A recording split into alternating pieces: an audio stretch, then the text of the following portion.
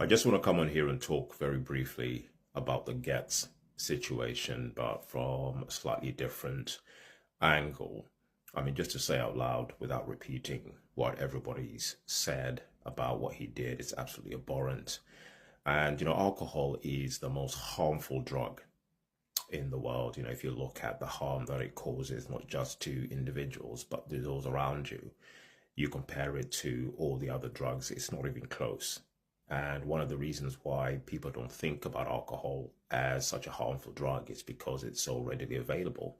But just in terms of harm, it is absolutely the most dangerous drug. So what happened here was just absolutely disgusting. But I want to talk about justice because I think this is what the family of this young boy will be looking for, is justice.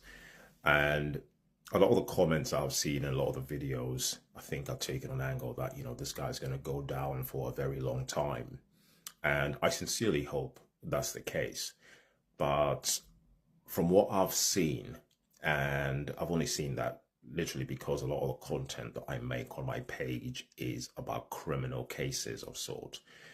And I remember doing a case several months ago about a man who mowed down, I think it was a 7-year-old girl in Wales at one of these crossings where the light was red and he was speeding down a 30-mile zone, and he mowed her down and killed her. And he got 6 years in prison for that, which he isn't going to serve all of that anyway.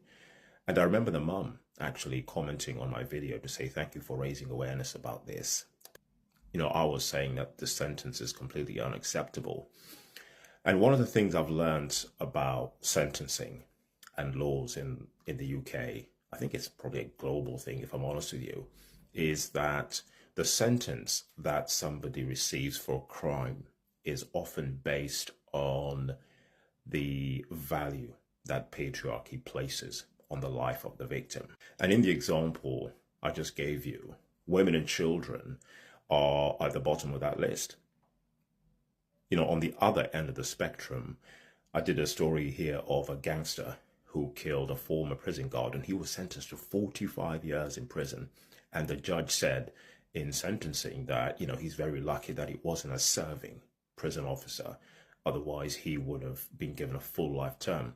So that gives you a flavor of that sort of phenomena within patriarchy. You've got a guy who kills a child and gets 6 years, and a man who kills a former prison officer and gets 45 years. So I really hope the family gets justice. But I think